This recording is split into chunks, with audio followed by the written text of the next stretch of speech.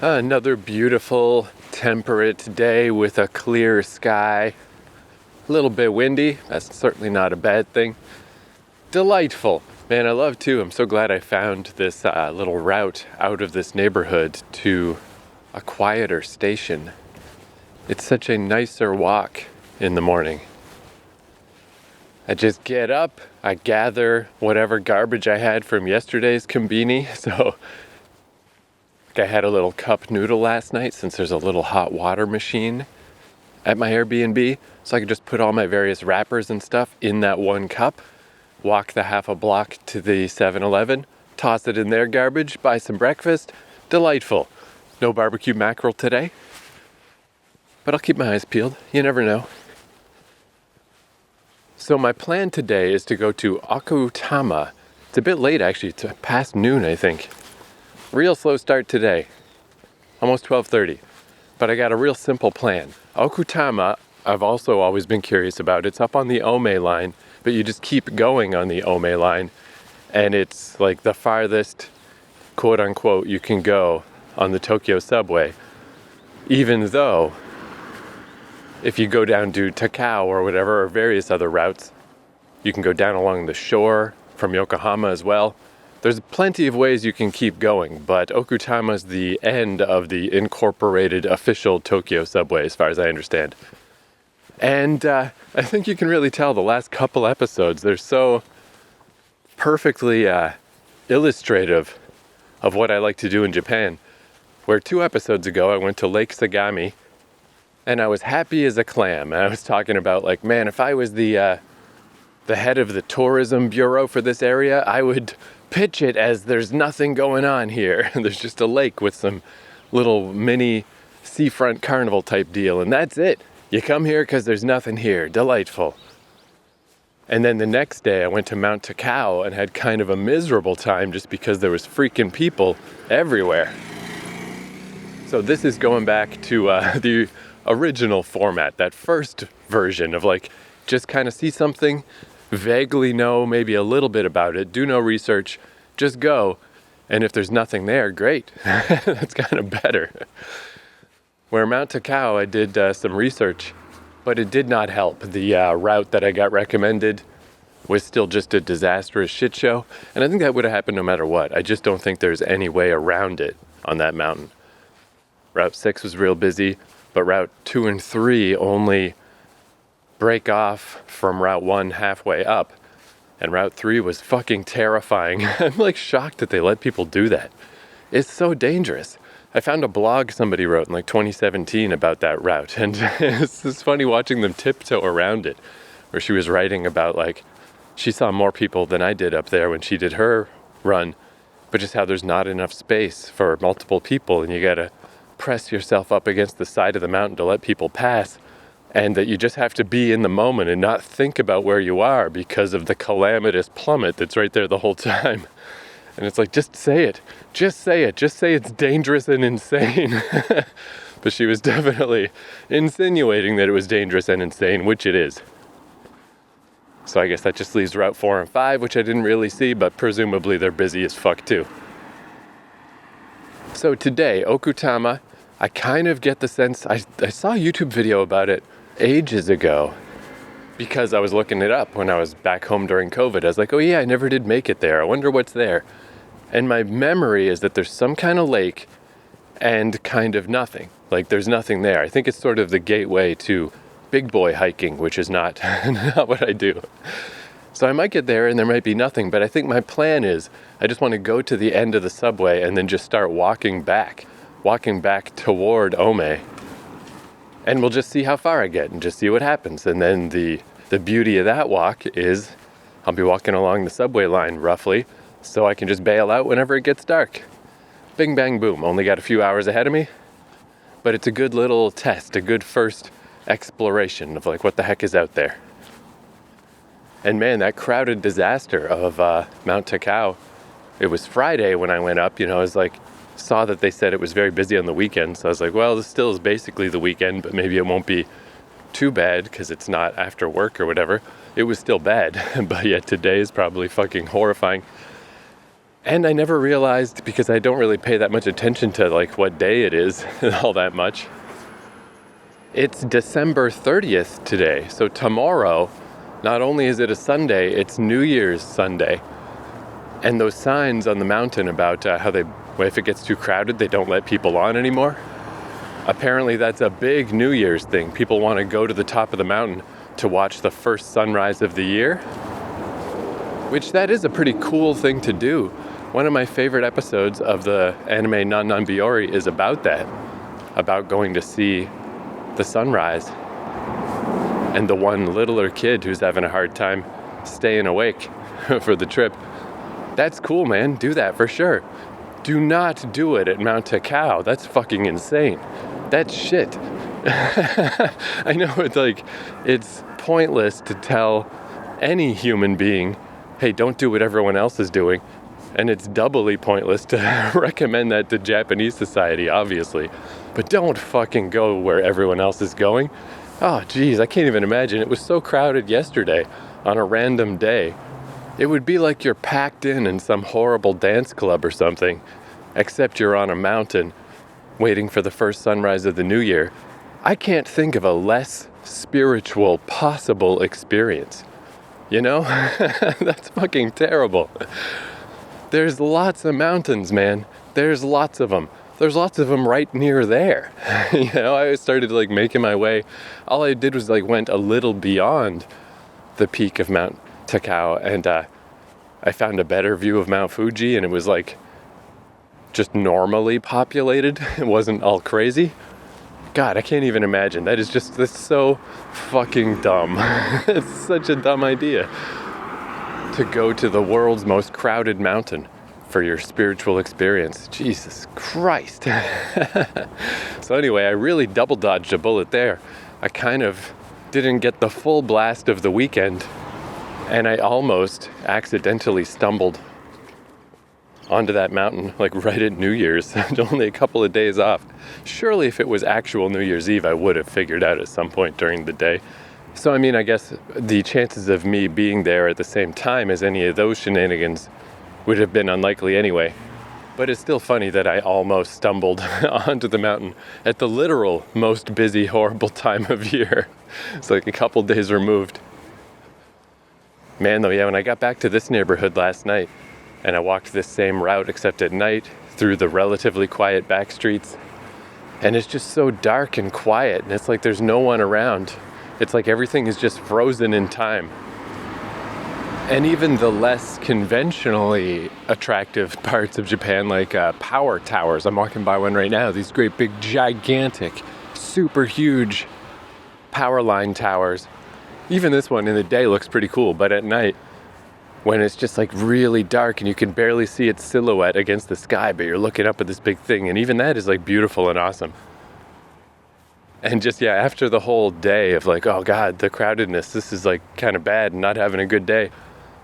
But then once I got back to what I like, the little weird, quiet, random neighborhood, my feelings really changed fast, where I'm man, I'm going to miss this place. Looking out over a dark parking lot to a 7-Eleven lit up in the distance, and it's just beautiful, man. It's so beautiful. Just the silhouettes of bonsai trees and stuff, man. A quiet Japanese neighborhood at night when it's really dark and it's not well lit, man, it's fucking cool. It's just so cool. The whole vibe of it is just awesome. And because it's so dark and random back streets and there's no reason for anyone to be out there, there was just nobody. I went from just being surrounded by everybody all day to nobody. And I'm man, so cool. It feels so cool. Because I'm getting to that point where I've got a little less than a month to go, which is still a long time. And it's kind of starting to feel absurd how long I've been here. After 4 years at home with COVID and just daydreaming of coming back to Japan. It's whoa, I did it. I finally did it. But now I've been here so long, over 2 months now, that when I think back to some of the earlier stuff I did, I'm man, that was a long time ago. That was weeks and weeks and weeks ago. Man, I've been here a long time. 90 days is quite an absurd amount of time to visit somewhere. You really do just kind of live there for a while. So I'm kind of in that limbo of like, I don't really have that much time to go. It's going to go by fast. But I've been here like a really long time. This is almost ridiculous how long I've been here. And, those rare times like the going up on the mountain, I think there haven't been too many days, too many episodes of this podcast you could pinpoint that it's like, well, he definitely had a bad day that day. Very rare. So yesterday was one of those rare days, even though I was still on a beautiful mountain, There was still a lot of really amazing views and stuff. It's just that I can remember many other times I've had extremely similar views that haven't been surrounded by people and weren't so dangerous. I'm really shocked how dangerous some of that stuff was on that mountain for being so developed. But any sense that it's like, maybe I'm ready to go, maybe I'm getting worn out, like, no, definitely not. Even just getting back to the neighborhood last night, I was like, every plan can't go perfect. Every single little daily adventure can't be the best. But 99% of them are somehow. It's ridiculous how often they are the best. And yeah, I'm definitely going to miss Japan. But presuming that there's no further worldwide pandemics, it's just going to be part of the rotation now, part of the loop. I'll be back before I know it. No need to hold on. No need to desperately cling. Because that just makes you feel bad. And I do think if I did stay in Japan too long, that would happen. It would just wear off and it wouldn't seem exciting anymore and the problems would pile up and blah, blah, blah. The little 90-day taste. the little insanely long 90-day visit. It's kind of perfect. You really do get to sink in and you really do get to soak in the place. But before anything has a chance to wear off, before the magic can dispel, then you gotta leave. It's kind of great. All right, here's one more 7-Eleven across from the station. I'm just gonna hop in to see if they got barbecue mackerel. I just had an onigiri. I really don't need it, but if it's here, I'm gonna eat it. God damn it! And then hop on the train and head out to Okutama. All right, I'm at the subway station, Kita Hachioji. And even though I've complained a bit about my Google Translate and its inability to translate, but it really is handy just the amount that it does actually translate. I mean, at this point, it's probably translated 200 useful things for me. It's like really, it is a really good thing to have. Even just for little stuff like I'm at this station, nice and quiet. And again, it's a beautiful day. If this was a miserable day, this would suck a little more because this is one of these like outdoor stations, but it's really fucking beautiful today. It's like insane. I think it's even better than yesterday. Till I got in the shade, I was like, do I need to take my jacket off? Like, fuck. But I just missed a train, but luckily it was the train going the other way. And I'm like, oh yeah, right, I'm not going that way today. But now that I'm here, there's one old lady way at the other end of the platform reading a book. And that's it. Nobody on the other side, nobody but me here, just the two of us. Just the two of us. And I was looking around at timetables that I can't quite decipher, but I did see a sign posted that says from December 30th to January 4th, so starting today, this already very slow, nice, lazy station is going to holiday hours. Oh, there's one other person walking down the steps. So I feel like I might be here for a little while. I don't know what holiday hours mean, but I don't think that means I'm going to run more frequently. But it's just nice. Like again, because I have such a small plan for today, such a little thing. Like yesterday, I kind of had to get up and get going because I was going up a whole mountain. It's nice to have one of these plans that's like literally just to go to Okutama and just walk around and see what happens. Even if it takes forever to get there and I only get like a couple hours to walk around, like, hey, that's fine. That's a solid couple hours. That's not bad.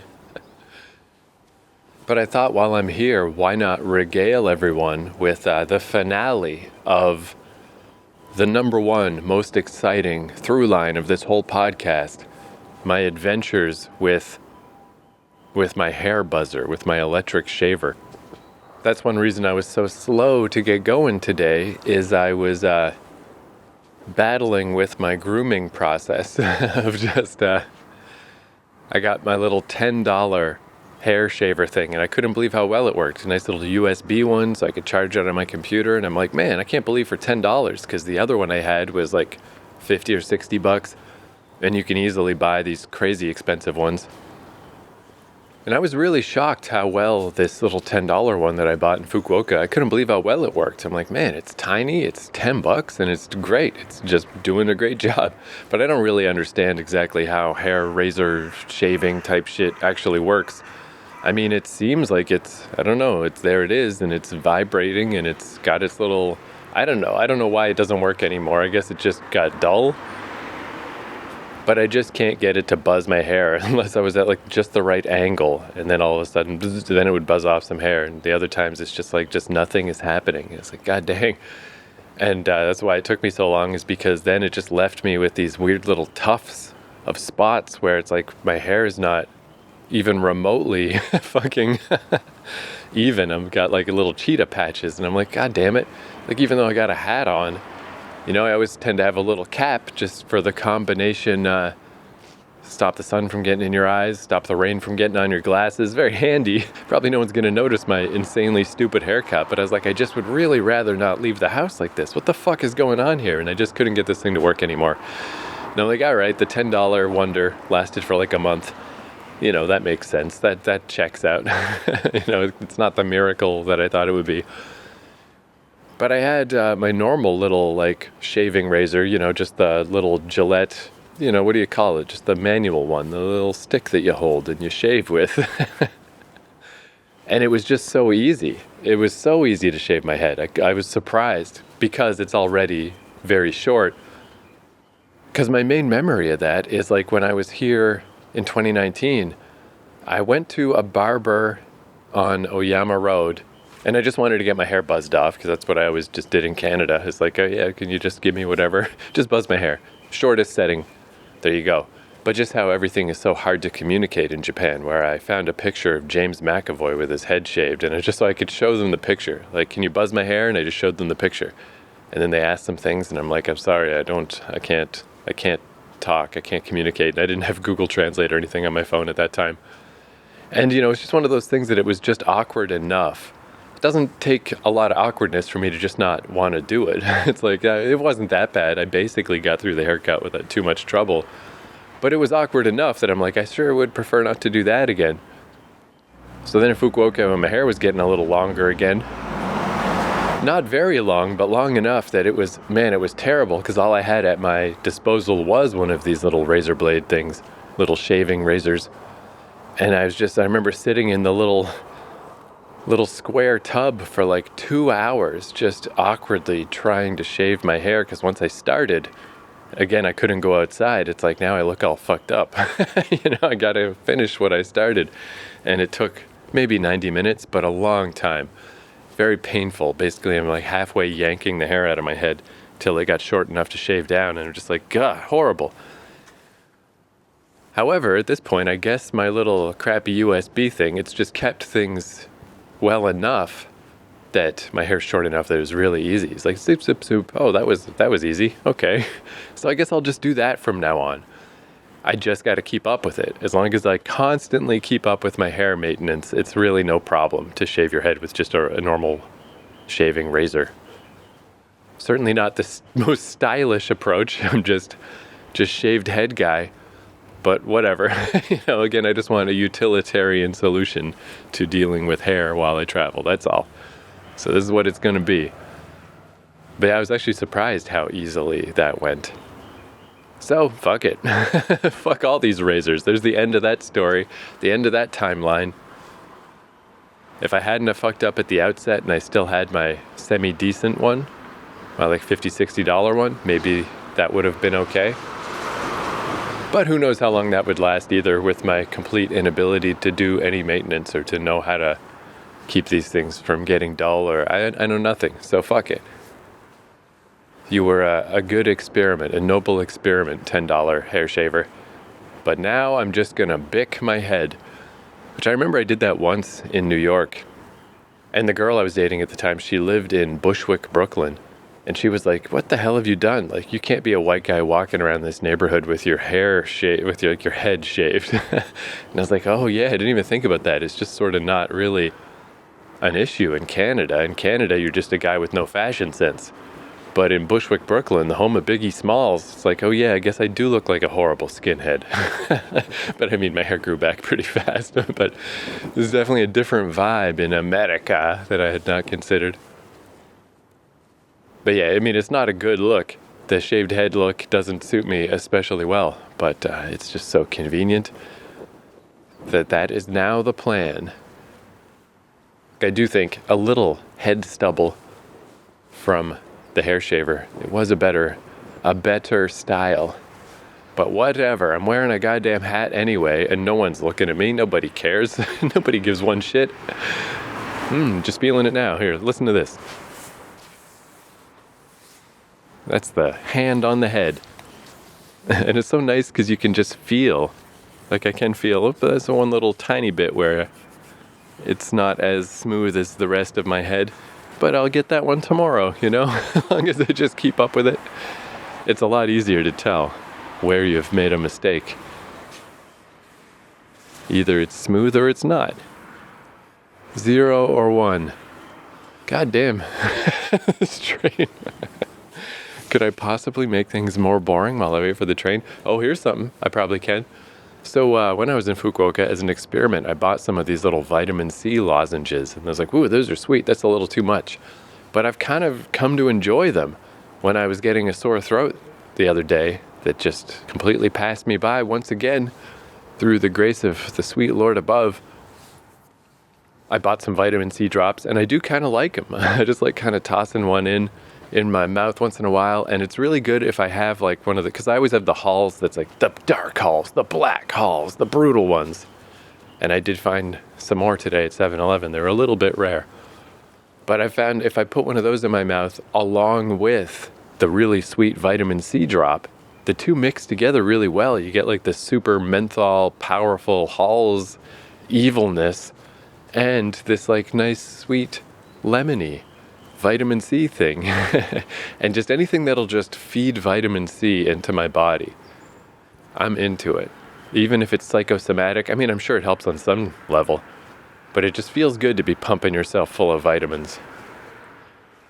So I bought a big bag with like 30 of these things, and each one is like a little individually wrapped one, and I just dumped them in my little day bag. So I got my little day bag with all my utilitarian stuff, you know, my backup battery charger, this very recorder, spare headphones, plastic fork, dental floss, one of my phones, you know, just the stuff that I might need for the day. Wet wipes tucked away in there somewhere. And then they're all just floating now in a sea of vitamin C drops. I'm like an old lady with fucking Werther's Originals in her purse. My bag is just filled with, if I just reach in and randomly scrounge around, I'll just find a vitamin C lozenge. And it's like, yeah, actually, I think I like this. I think I like having these in here. I also just realized I don't have my, I took my umbrella out of here. I was just tucking it in the inside pocket of my jacket, but I do not have it. And it's been the clearest weather of all time lately, but I need to rectify that. I don't want to realize that I don't have my umbrella on me the day that the rain goes fucking nuts on me. That's been very rare on this trip, but when it comes out of nowhere. Oh, there's one person on the platform across from me and two more on my side. Slowly people are accruing. Slowly things are happening.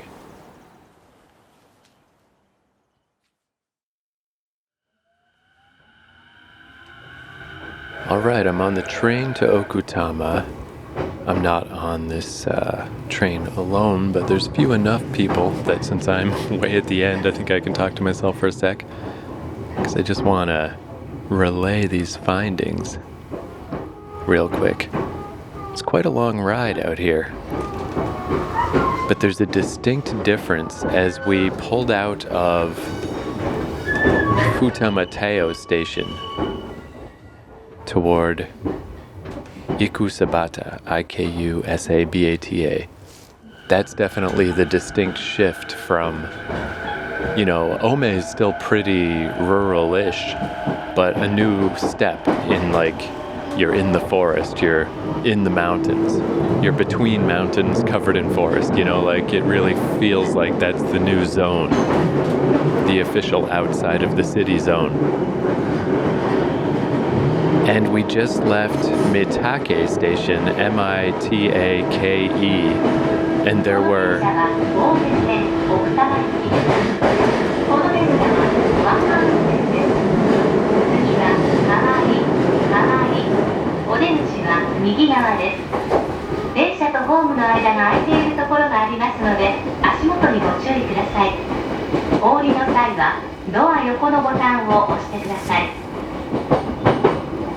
This is an overline train for Okutama.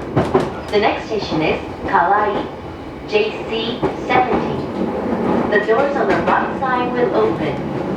Please watch your step when you leave the train. Please push the button beside the door to get off the train.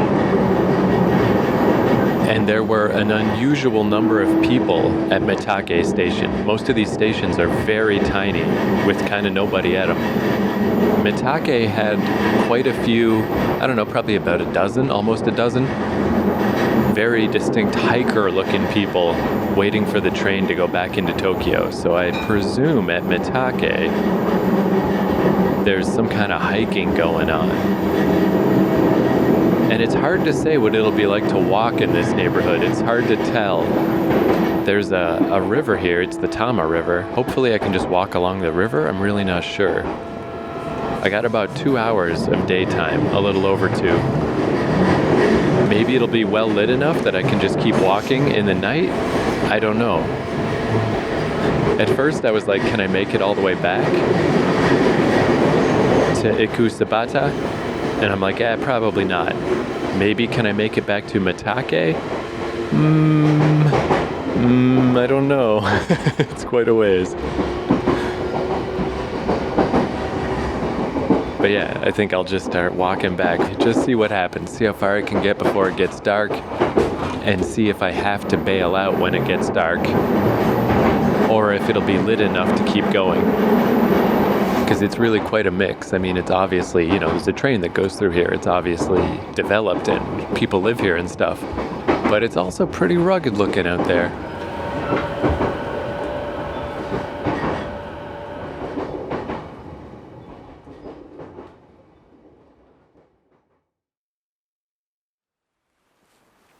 All right, from Okutama Station, definitely whatever I saw on YouTube with this lake that I'm envisioning, it must have been somewhere else, because it's definitely not here. This place is not wide open like that.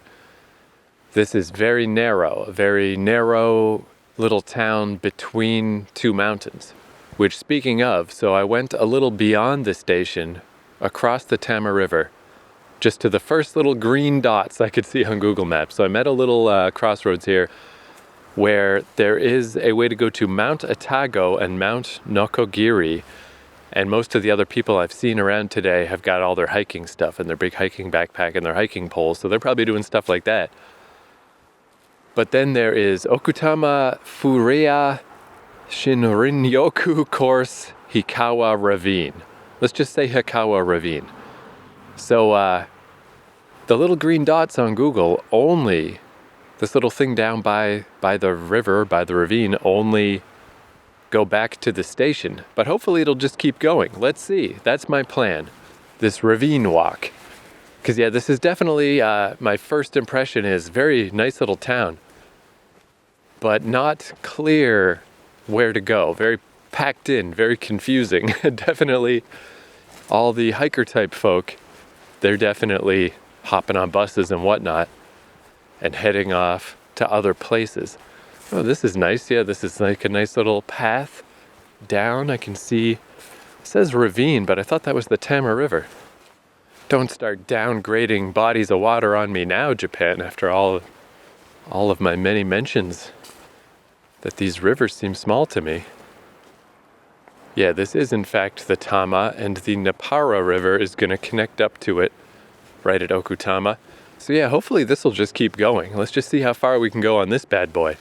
Because looking out the window as I was going along, This it actually gets, by the end of this route, there's only one train line. There's not even two. So the train has to stop to let the other train go by if there's another one coming. I've definitely never seen that in Japan before, the single line snaking its way through the mountains. And I think this is, in fact, the end. It's not like down at Takao where you can just keep going. And it was about $6.50 to get here. Not too bad. Obviously, be a lot more expensive from central Tokyo. It would add up a lot. I wonder if that's the most expensive single ride you can do to come all the way out here. And I did see a kid, because there's not really like turnstiles or anything. Most of Japan you could probably sneak past if you needed to. There's not a lot of hard gates at subway stations. But this one, it's just like a little pillar that you just hold your card up to and just walk past it. I did see a kid while the attendant was dealing with someone else and not paying attention. A kid who just strolled by. And that brought back some memories of when I first moved to Vancouver.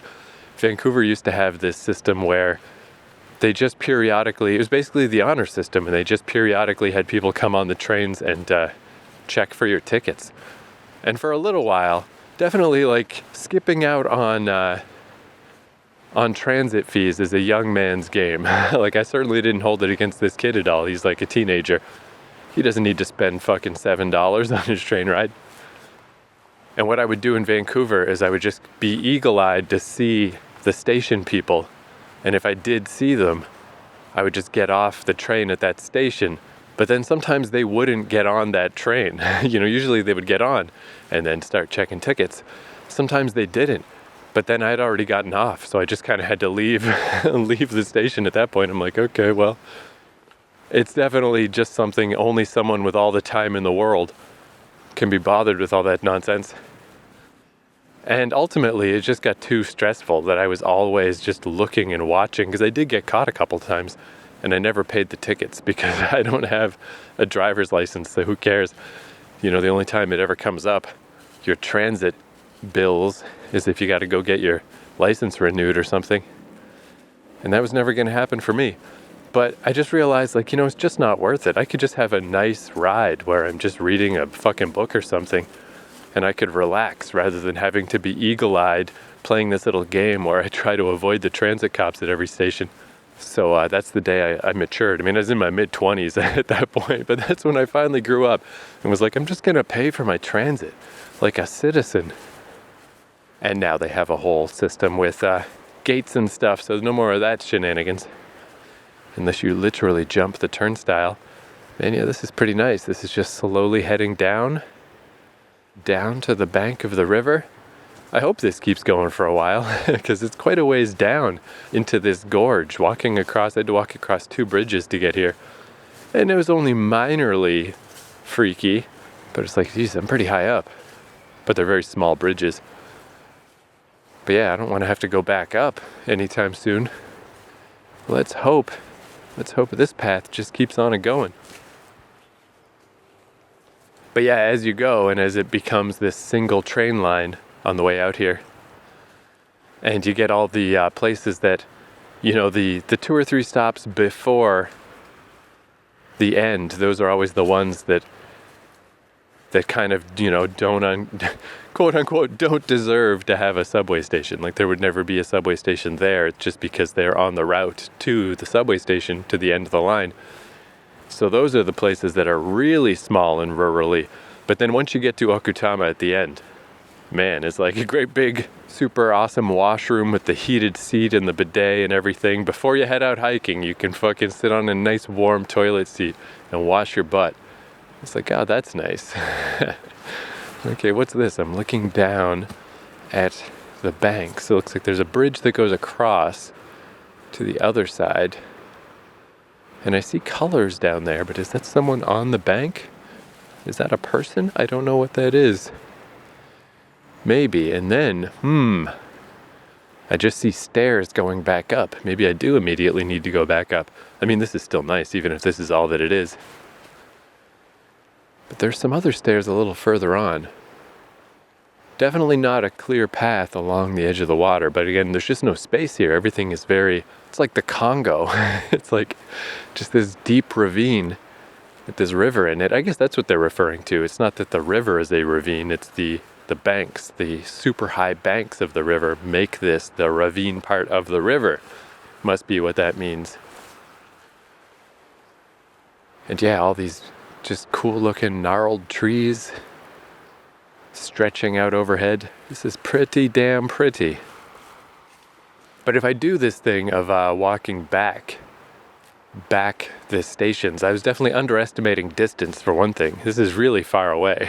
And just looking at it out the window, I'm like, I just don't think this is going to necessarily be that easy.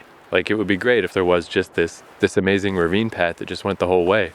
But I had a feeling looking out the window that it would be kind of a lot of just walking along the street and stuff, because I think you're supposed to either be in your neighborhood where you live or have a car. I don't think you're supposed to hike back along that way.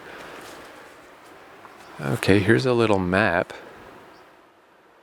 Neat. Okay, so actually, if I don't cross, looks like if I do cross, I do have to go up some stairs to get out of here, but there is actually more path on this far side of the river, so I will stay here for now.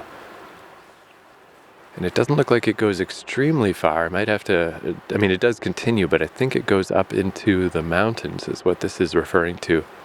Man, though, I just can't get over it. I mean, I know I've brought it up literally 100 times, if not more. But just on this little local area map of this little trail that I'm like, okay, here's the river trail. There's the one that goes up the mountain. There's a little lodge at 500 meters up. Oh, there's the train station. So this is not even like a large area. This is just the vicinity. And they've got 1, 2, 3, 4, 5 different washrooms listed on here. That's fucking incredible. So there's a washroom partway up to the lodge. Man, 500 meters is not that high up. Maybe I should just go do that. I got time. But then the washroom at the station, some other washroom that apparently I walked past, and that splotch of color I see down there, maybe that's actually just a washroom. According to this map, it might be. Yeah, I think I'm going to try this. I'm going to try this 500 meters up. I mean, that's a little less than Takao was yesterday. Let's just get started. Let's just give it a try and see. Because yeah, down here I can bail out at any time. On the subway line. Doesn't matter how far along that line I get, or if I get anywhere at all. It's fine if I just don't even do that. I can just get back on the train at Okutama and go back. So yeah, I'm going to try going up to this little lodge. See how that goes. However, I guess, instead of going exactly back the way that I came, what if I go forward? Does it connect up? Oh, and I see this little circle in the middle. This must be the mountain. This is really cool, by the way, this sign. It's like a wooden sign, and all the routes of this path are carved into it, like with a chisel, and then painted. It's kind of fucking beautiful. Let's see if Google Translate enjoys, though, this level of fanciness. Furai Square, it's called. So that's not the mountain. What the heck is that? Well, I don't know. Let's go see. Let's go try to get there. Yeah, getting here a little earlier in the day, of course, would not have hurt. But if I just do this one little adventure, just this one little mountain lodge, I think I got time for that. And every day doesn't need to be mega epic, you know? It's kind of better when it's not. It's kind of better to have a smaller, more contained mission that then leaves one in the vicinity of a fucking subway station. Is actually kind of optimal. Oh yeah, those colors I was seeing, it is, I don't know if there's an actual person or if it's like an abandoned encampment, but it is a little tent and some sleeping bags and shit down there. And man, yeah, the distance down into this ravine is pretty far. It's definitely, it's making a little fear of heights tickle go off in the back of my mind. Because, I mean, I'm like, geez, if I was in a building, it's hard to estimate, but easily 10 stories up. However, this path has extremely huge, big, super heavy fencing on the side with big metal couplings that are bolted in and stuff. Like, this is, so secure feeling compared to that crazy shit yesterday on Mount Takao. But yeah, looking down into it, you can see like blue-green algae cover in the water. It's that kind of thing where it's like you're in a movie. It's like, how does it look like that? That's insane. It's so cool.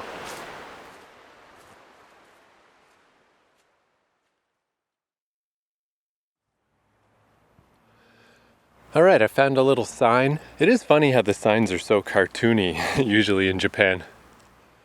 On this sign, it was a mom and her kid in a little cartoon anime form, frolicking their way up the mountain.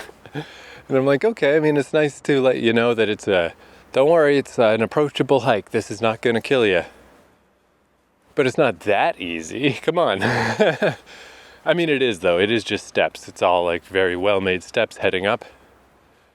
And the 500 meters I don't think is going to be that big a deal because it's very steep. Because I was thinking like it actually did take, a good hour and a half to get up Mount Takao. And it was closer to 600 meters. And I don't have that much time. I got a couple hours today. But I think this is going to take way less time than that because it's just going up, like way up. I don't think this is going to take long at all. And on the map they showed a couple little alternate routes. You could go here, you could go there.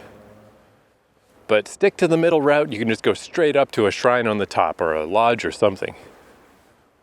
So that's the plan. Yeah, here's the little crossroads toward Unazawa. I'm not sure what that is. Back to Okutama Station.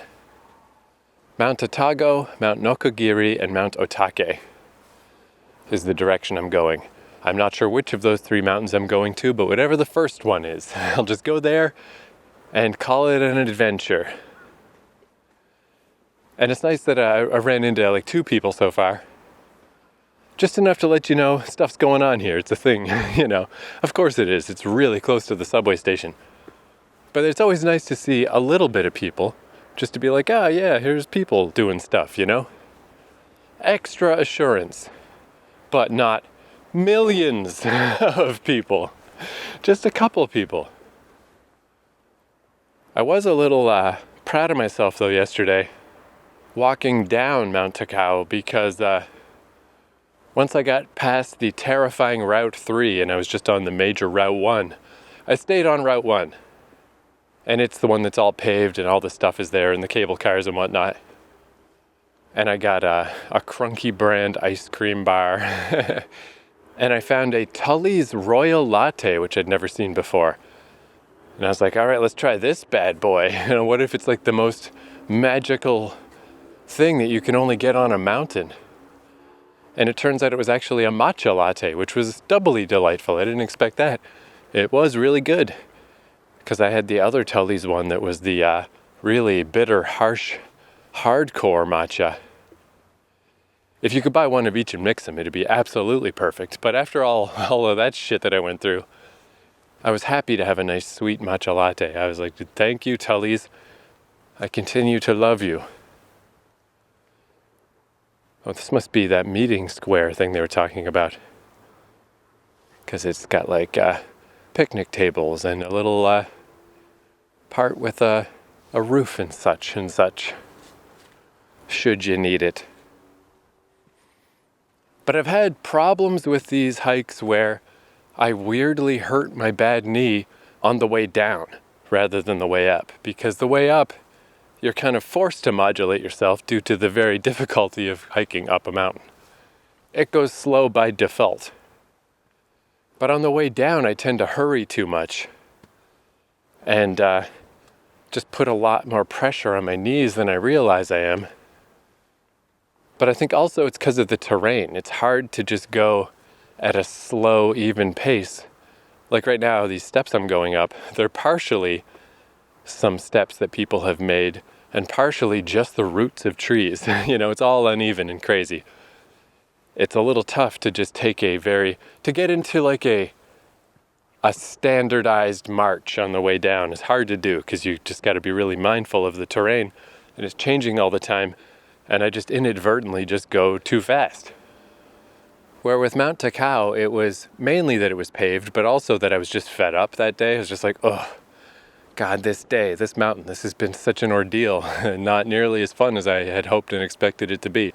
I was hoping for something more like what I'm doing right now, and instead I just got, it's like I was at a fucking concert, but I was on a mountain.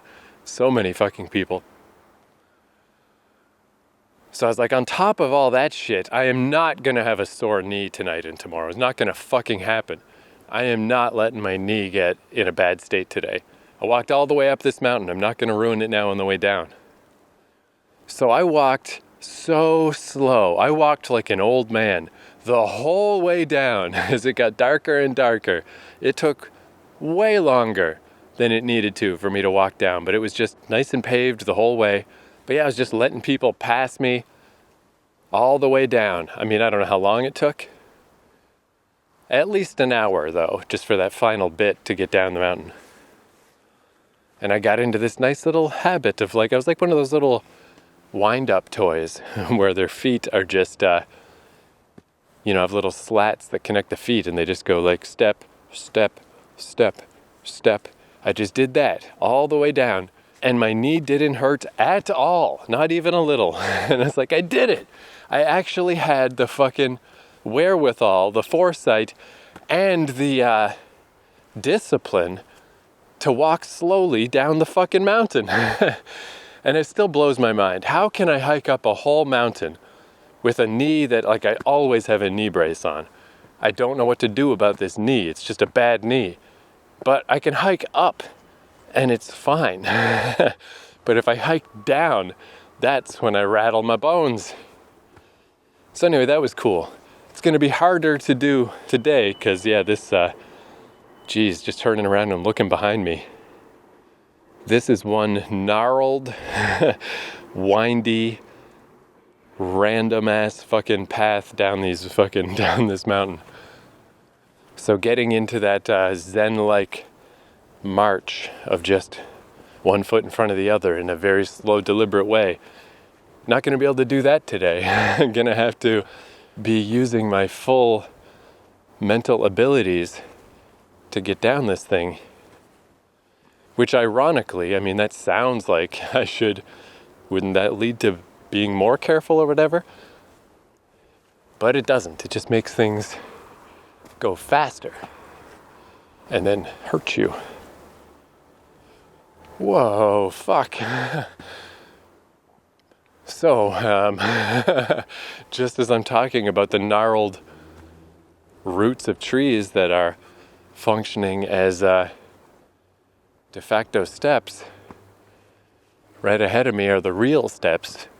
So already I think I'm almost at the top. Because I presume this leads up to the temple. These steps are so fucking steep.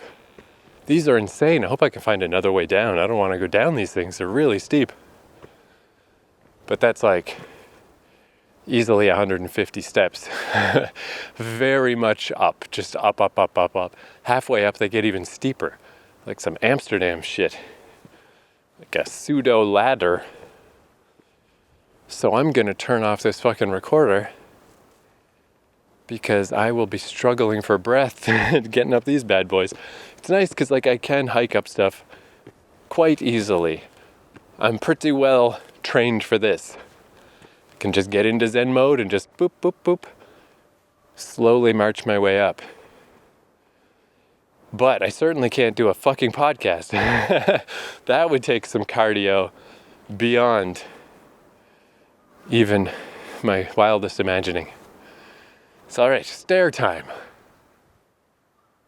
Man, there is a railing in the middle, such as would murder Lucas Lee in Scott Pilgrim. But it's man, I do wish I could use that to get down. I wish I could just slide down. No. I'm could I? But it's very, the paint is peeling off it and stuff. Geez, it's so steep up there, though. It's almost like a fireman's pole. I don't know, whatever. It's certainly uncouth, I'm sure, to slide down the railing, but it seems weirdly doable. Let's not worry about that right now, because again, if there's another route down on the other side, I'm taking that instead.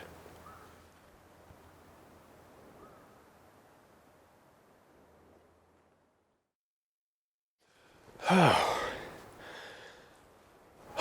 fuck me. Okay, first off, the good news. The good news about things being steep is it's so fast.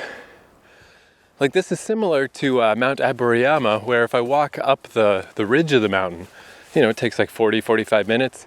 But if you walk down the gentle slope of the forestry access road, it takes like 2 hours to get that same, go the same elevation. So the way it took 90 to 100 minutes or whatever to get up Mount Takao, even though this is almost as high up, that took less than half an hour. That's really short. I'm already to the top. That rambling I just did about the steep stairs, that was like 6 or 7 minutes ago. This didn't take long. But, oh fuck, God. At the midway step, when those stairs get double steep, it really is like if you've ever been to the Netherlands. Steps like that, but extremely long and, just made of fucking rock, stone, concrete, whatever. Oh, I had to hold like the railing with both my hands. It was far more like a rope than steps. And I had to stop looking behind me at some point because it was just too scary. It's so steep, and it's like, Jesus Christ, if I fell back there, what the fuck? Geez, there's some houses way up in the mountains, even higher up than I am, across from me on like a bigger mountain. Who the heck lives there, and how the fuck do they get there? Like a helicopter? Anyway, scrambling up the rest of the steps that are again just like steps hewn into the side of the fucking mountain. Man, that sounds so close. It's like that guy's driving next to me, but it's just, again, when you're up in the mountains, there's nothing to block the sound. But yeah, the rest of this scramble up was all just like rough steps and stuff hewn into the side, and I was like almost on all fours, crouched over, as many points of contact as possible, hands on as many things as possible. Just like that little fear of heights thing in my mind is just like, scary, scary, scary, scary, scary. It just wouldn't stop. Not scary to the point of like, you better get out of here or you better stop. Just nonstop awareness that this is scary. God, I hope I can find another way to get down. Because yeah, you get up real fast, no problem. But that was so fucking steep, man. I do not want to go back down there. I don't even know how. How will I go back down there? Going down is so much worse than coming up. Oh, look at that on the other side of the mountain. There's more town. Some little stoplights I can see down there. I heard that the way Japanese police, for instance, work is when someone is called, they show up. But then if you happen to be around at the scene of even a minor infraction, another cop shows up, and then another cop, and another cop, until it's like Keystone Cops. They're just everywhere. Any cop in the area who's got nothing else going on will just come show up. So maybe that's why these sirens seem like they never end. Maybe it's just that every fucking cop around here is like, oh, some little thing happened. Some kid fucking didn't pay for the fucking turnstile. Everybody, pile in. Because it's weird how once a siren starts, it just goes on and on and on and on for like 10 minutes. It's like wherever you were trying to get to, you would have got there, or you would have left my ability to hear you. And they just never stop. Anyway, whatever, this is transference. I'm just freaked out. I don't want to go back down that way. It's so steep. Fuck. Like, you can always kind of break out the crab walk on your way down steep stuff, so your head is not high up, your head is kind of lower down. You just like feet first, hands behind you, crab walk down things. But I don't know that that's even really doable here because it's just too steep and weird. Anyway, I met one of those like pagoda. Is it with a P? Pagoda? I don't even know the word. The multi-level shrines that have the different levels of roof. 1, 2, 3, 4, 5. Very nice, very pretty, yada yada. Here's a bell. There's a sign that I'm not going to translate because I don't care. I can go a little further up. There's another building up here. Oh, I cannot believe how steep that got in. What the fuck? What the sweet holy fuck? And yeah, this mountain, like I definitely don't feel, like normally I say how I like going up mountains because it's a way I can be high up without the fear of heights. It's just like, oh, I'm high up, but all around me is ground, so it doesn't feel that bad. But it's mega steep. All of the edges of this mountain are really steep. So it does feel like I'm in the air. It doesn't feel comfortable. Fuck. Whoa, I can hear the train thing too, that little ding ding ding. Very lightly, but I could hear it for a sec. Well, I don't even know what this building is. You can't even get around to the edges of it. There's a fence blocking it off. There is a path that continues along here. Maybe I'll go look at that briefly, but I'm getting a bad feeling. God, yeah, even just looking down from here. God, I hate this. I hate this. The world is so far down below me. Oh, it's like I'm in an airplane, but I'm not. Ugh. All right, well, I'm going to go see if there's another route down, but I have a bad feeling that there's not. What have I gotten myself into here? This is bad. I've never been up on a mountain that gave me fear of heights. I mean, besides, I guess, yesterday when I was like next to the big ravine. But this is a different feeling than that, too. I mean, I'm at the center, leaning against a big building, right in the middle of the mountain. And I still feel like I'm in the sky. My fear of heights fear is triggered and is not going away. This is awful. This is awful. Okay, let's try to get down from here. Obviously, I'm going to put this recorder away because I'm going to need every hand and foot hold that I got. My plan is, just to, worst case scenario, I'll basically just crawl down as though I'm like a drunk man, just like, oh. Just keep all of my points of contact touching the ground, and that should be okay. I guess I should probably, too, just go down the way that I came, because I don't want to... Going further on, what are the chances? What are the chances that there's some easier route down? I'm going to say 0%.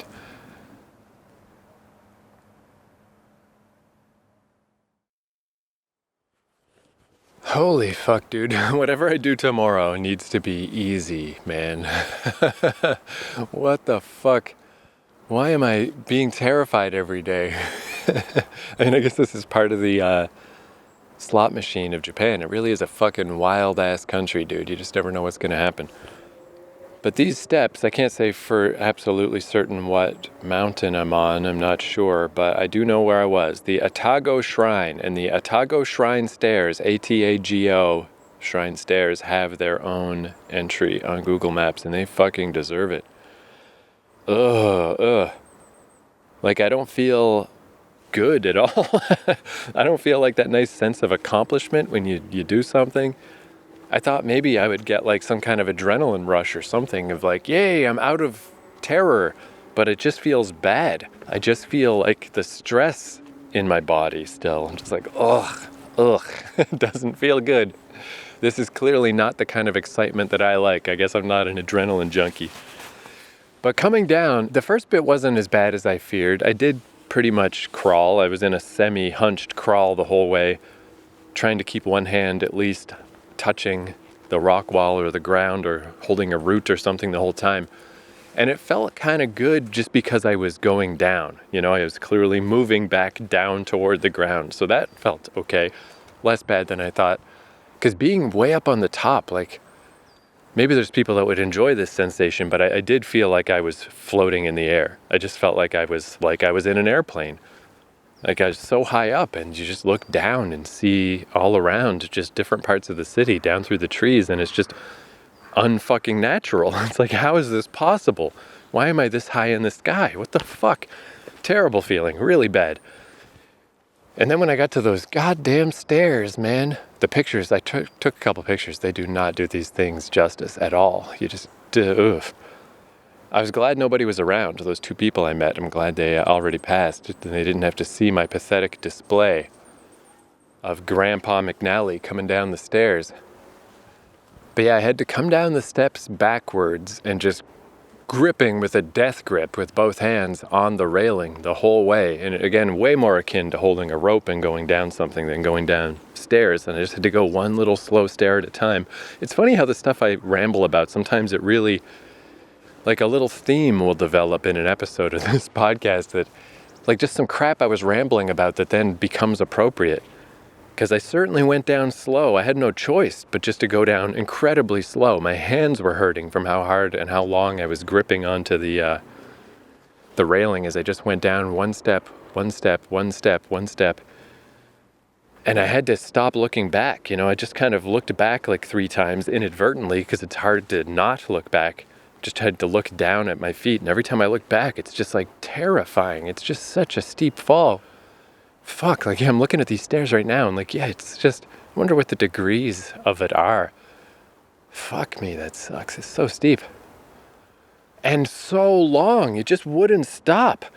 I'm like, how am I not there yet? I'm only 2/3 of the way, and not to the end, but just to the end of the steep part. And then it keeps going.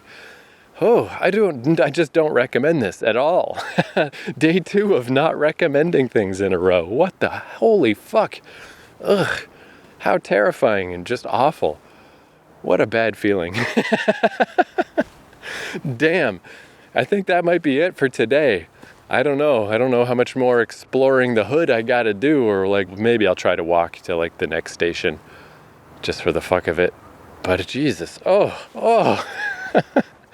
Now though, I mean, at least this is the kind of thing you'd only do once. Like, if I ever see a situation like this again with these, like, because it's so unmistakable how just fucking funhouse crazy these stairs are. Just like what, like it felt like as I was coming down them, much more like I was in a stress dream than I was in reality. This is just bizarre. Like, it's the kind of thing that, I mean, in North America, I guess we just don't have this kind of terrain. But even if we did, there just would not be steps. There would not be a shrine at the top. There would be zero fucking, do you remember too? Anybody remember that sign I mentioned with the mom and the kid frolicking on the mountain? Fuck you. That's insane. If you're a fucking mom who brought your kid here, you're negligent. Why don't you just throw him out of a fucking airplane? Why the hell don't you just have him hang off a cliff by his fingers? Fuck you, sign. What the hell was that shit? Like they wouldn't be encouraging people to go on this terrain, is what I'm trying to say. This is like somebody built steps into the side of the Grand Canyon or something. Like, it's so fucking terrifying. Fuck. God damn it, Japan. What the hell is going on here? I don't know. It's just so weird that there's like, yeah, it's so well curated and so many signs. Maybe it is just because it's close to the station. They just want cool stuff for people to do close to the station. But this one, man, this is not the one. You should have all the signs and everything all like well directed. And hey, go here, now go here, now go here. Now be scared fucking shitless. Now fucking put poop in your pants. You fucking pussy. Look what we led you to. Jeez, man. So, I mean, yeah, maybe for the average person, I don't know, sure, go do a cartwheel up and down it. Do whatever you do. But if you're a person who's scared of heights, definitely don't come here. Never, ever, ever, ever. Jesus, so scary. And yeah, also tying into random shit I was rambling about. How I shaved all my hair off today, but now I'm all sweaty in terror. And man, my head is kind of clammy. It is better to have a little bit of hair on your head. It feels a lot better. In the event that you start sweating or whatever, it helps absorb that, I guess. Where I could just feel the clammy sweat of my newly shaved scalp against my little cap. And it's gross. It's like, oh, well, it was better to have a little bit of hair. But I tried, man. I really tried. And my attempts to be a hair buzzing guy, they just weren't working. So now I'm a hair, completely shaven, all the way off guy. And the price I pay is clamminess of the scalp. And back to the little like rest area. Maybe that's what they were referring to. Maybe the mom and the kid like, hey, come up here. There's some benches you can sit at. There's a couple little statues around. They're pretty cool. They look pretty nice. They're kind of like reclining people. They look kind of Roman. It's kind of neat. I learned the lesson. Now I know this is a kind of geography that can exist, that the mountains can be this incredibly steep, and yet someone can still go ahead and, yeah, because I mean, this little area I'm at now, there's like 1, 2, 3, there's another statue, 4, 5, 6, like 6 or 7 different picnic benches, and there's more I look around, there's more statues too. Like, it's really well developed and really nice, and like, oh, this is pretty cool. And it's right by the station. I can hear the ding, ding, ding again. But man, this is like cruel and unusual for it to be this well developed and have all this signage and happy cartoon people, smiling happy people holding the hands, just to scare the shit out of a fucking loser like me, a big scaredy cat like me. You got me. You got me. Here's another statue though. These statues are really cool. It's like a reclining nude woman on, just like leaning against a big rock. It's like carved out of the rock. Oh wow, I see. I don't think they put this here. I think somebody carved this out of the rock that was just here. I mean, that's cool. That's very cool. I guess as I'm starting to calm down a little, it is pretty cool. But those stairs, man. Those stairs. Yeah, because even now, I mean, this is the easy part, but I'm looking down and I'm still very far from the road and it's still like really steep. Look how far down that is. Yeah, this mountain, this is the most, again, it's like from a cartoon. It's like if you saw a mountain in an old cartoon that is just up and down. That's what this is. This is a completely tiny little fucking mountain. It's like a finger. It's just like a finger of God sticking up from the ground. And getting to the top is a steep motherfucking climb. Ooh. And yeah, I guess because there's 3 different mountains listed on here, had I kept going, presumably I would just keep going to other mountains, probably of comparable terror levels. All right, toward Unazawa and toward Okutama Station. I still got an hour of daytime. Do I just go back to Okutama? I mean, this has been plenty for the day. But it would be kind of cool while I'm here if I could even just walk just one station. Just to the next station. I could take the train from there. Unazawa Bridge is only 1 kilometer from here. Chances are I do not want to cross a bridge anymore. My brain is fucking rattled. My brain... Okay, Unazawa was way off in the mountains somewhere. Well, all right, Shiromaru is the next station. Let's just try to walk to Shinomaru and see what happens. That's not asking too much. Just walk 1 station, and then I'll ride that the hell back home. Whew. Yeah, as far as an exploratory journey to Okutama, I'm not quite sure how this one went. Because, like, you know, it was a cool little thing to do for the day. I'm glad I finally came out here, but I'm not sure. Like, usually if I come to a place and I don't quite pull it off, you know, like going to Dazaifu and going up the mountain there or whatever, and like I come back the next day, or my one time I went to Ome so far. You get little threads to pull on, little things to unravel in the future. But around here, it is so severe. The mountains are so high, and the gorges down into the ravines are so steep. I think just this neighborhood, it's not even like a specific mountain or a specific hiking trail is out of my range of comfort. I think the entire, just the pure natural design of this place is too much for me. It's too severe.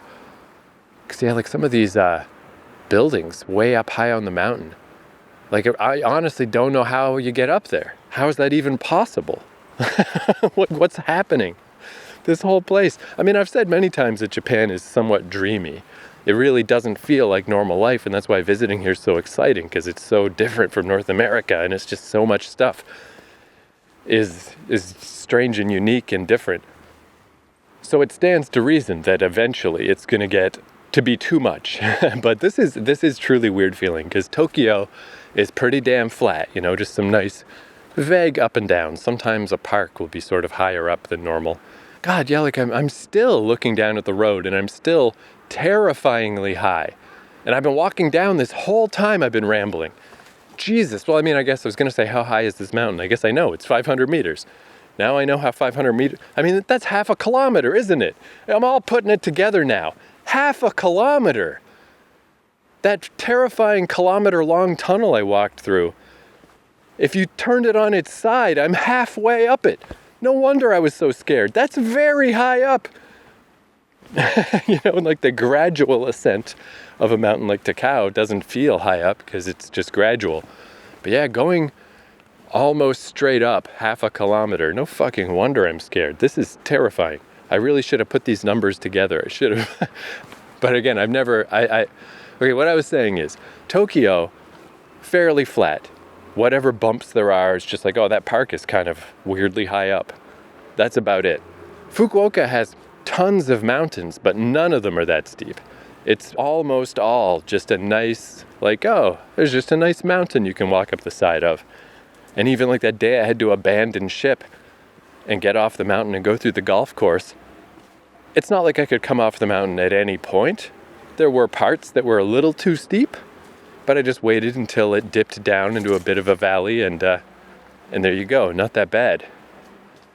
But yeah, out here in Okutama, it is like God took an ice pick and just jammed it into the ground for the river, way down in a ravine, and then just poked his finger up from hell to make these mountains. It's so severe from a human scale. You know? It's funny because if you look at the Earth, if the Earth were the size of a marble would be way less smooth than the Earth. Like these mountains and trenches and Mariana's Trench and Mount Everest, it's nothing. It's such a tiny little, when you take the Earth as a sphere, the differences between high and low are just nothing. It's so incredibly smooth.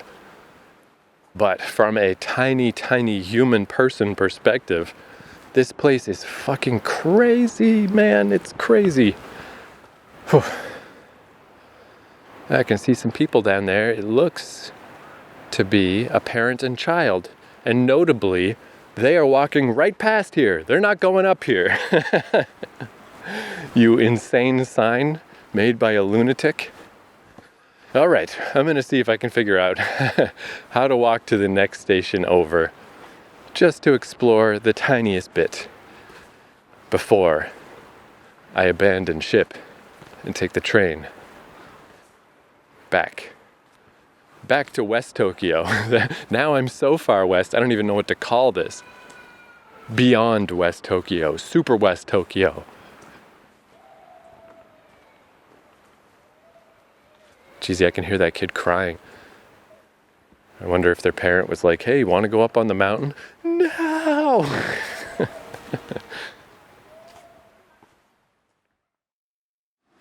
It's definitely getting dark pretty fast here, especially with all these mountains. I keep forgetting that it gets darker faster when the mountains cover up the sun. So I think even just walking to this next station, this will definitely be the end of it. You know, I'll be getting there just as the sun goes down. And if anything goes wrong, it's not that long of a walk, but I'm just going to turn right around and come exactly straight back, because I'm just on like a road, a nice main road with lights and stuff. I can just come straight back, go to Okutama, no problem. So I'll try this and see how it goes. Beautiful too, fucking God, so nice. Now that I'm back on the ground. Just again, quiet little neighborhood, no people around, really no businesses or anything. I haven't seen any, even like a single convenience store like of the big chains out here. These great big giant mountains all around. I would like to find some other excuse to come back out here, but I'm not sure what it is. I'm gonna have to do some research.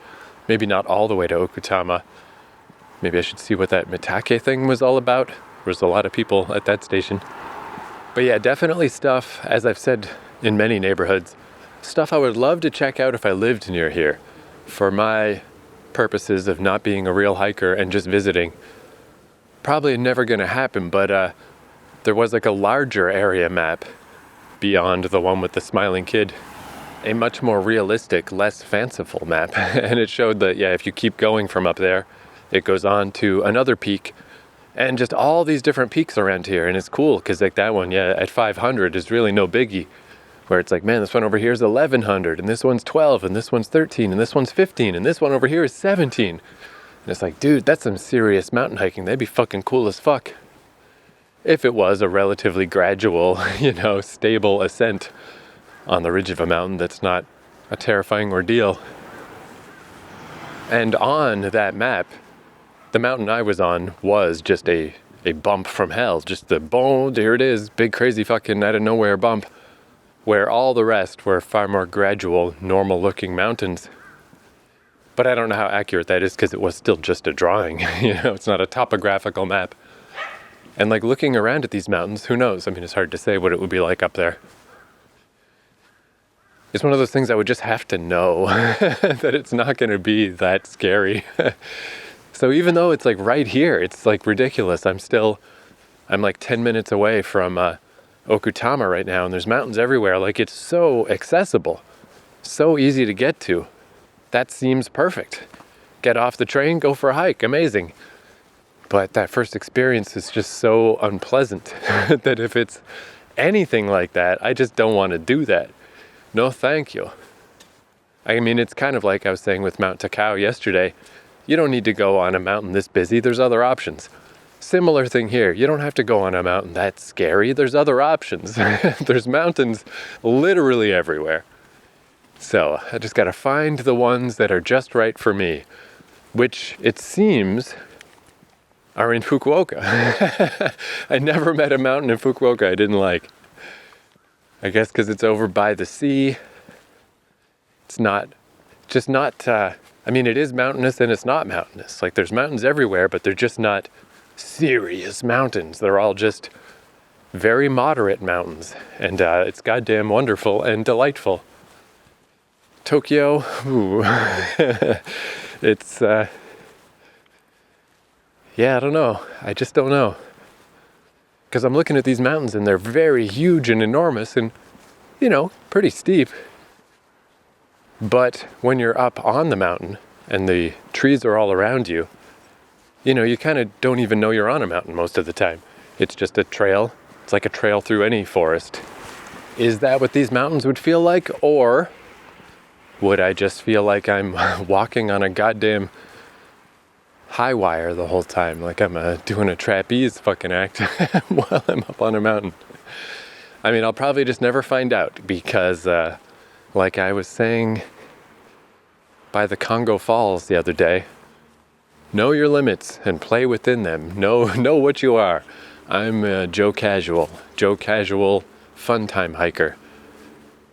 I don't even think I'm equipped to even explore whether or not these mountains are appropriate to me. I think this experience is just a very evident message of like, hey guy, not for you. Not for you. You can't even go up to the shrine without pooping in your pants. So just soak in the beauty from the ground and go home. And I'm like, you got it, Okutama. Loud and clear, I hear ya.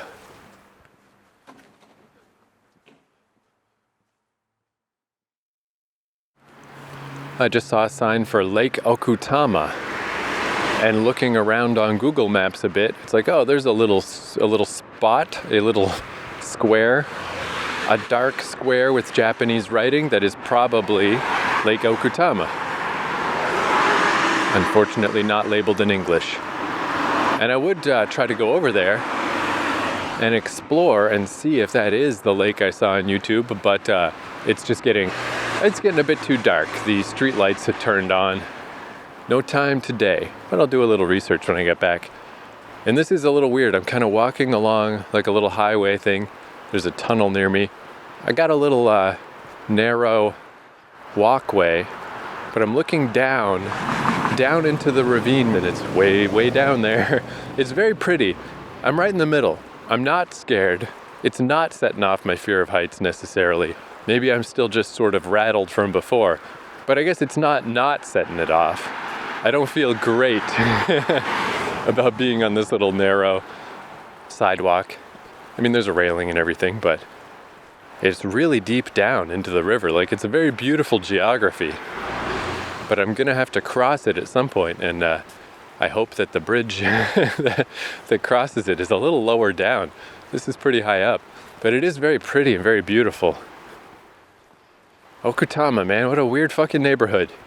Just gorgeous, like ridiculous, very unique. I was gonna say layout. What do you call the layout of nature? Unique geography, unique topography. Very cool, beautiful place. But it's not like, Musashi Utsukaishi, where I'm like, what a cool, beautiful place. Imagine if you lived here. I don't think I'd want to live here. This is like, yeah, imagine if you lived here and you just live in constant terror of the landscape. That everything is so severe. Yeah, geez, even just as I walk by here, there's a house at my level, but it's also right next to like a big ravine drop off.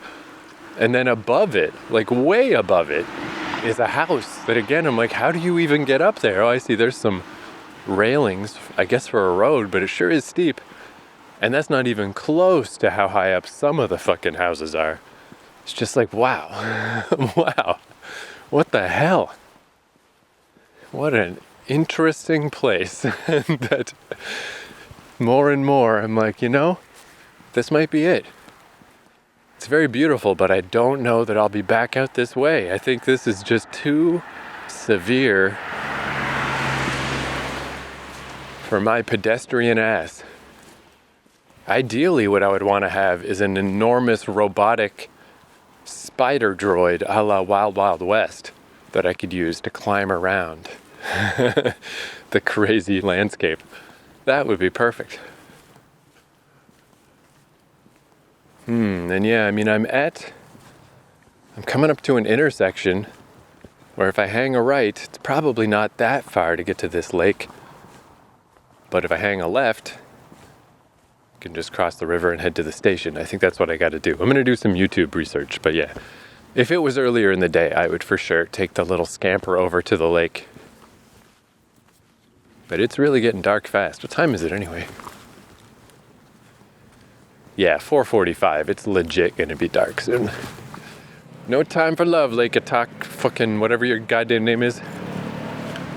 And also, I mean, the lack of a convenience store is also eerie. I don't think I've ever seen that before. There's always at least one. That's when you've really gotten, like, it is almost weird that there's a train out here. Because there's no question about it. This is the sticks.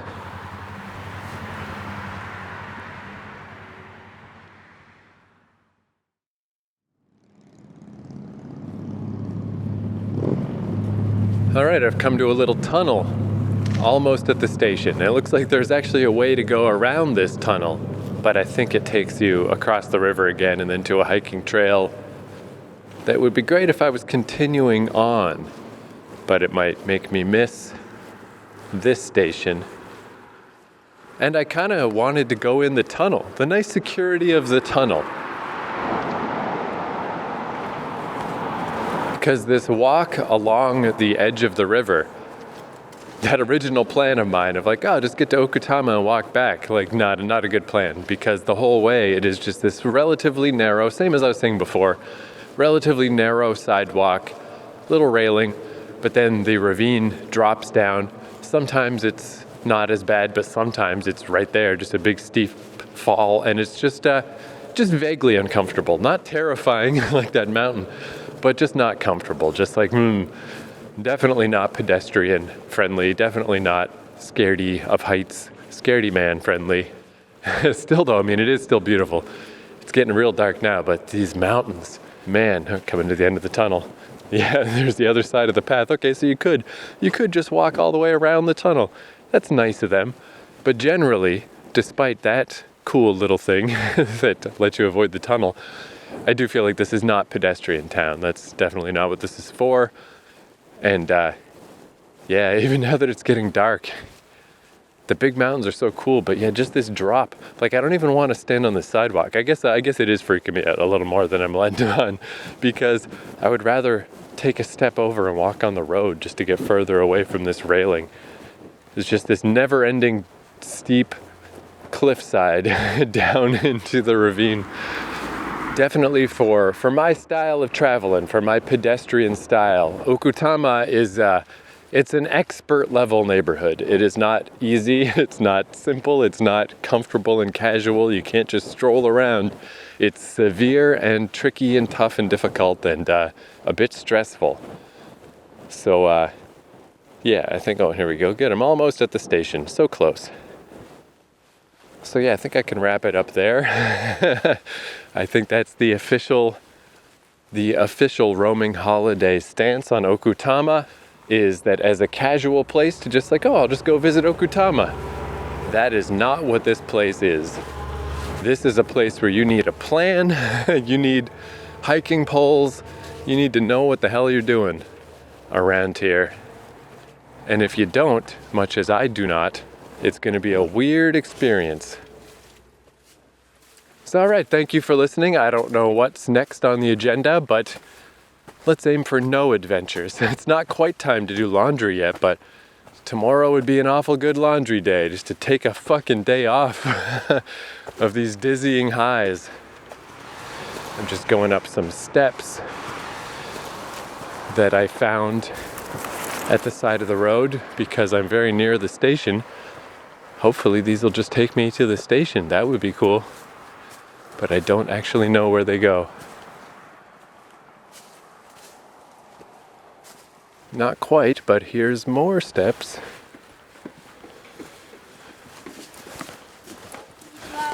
Hello. Hello.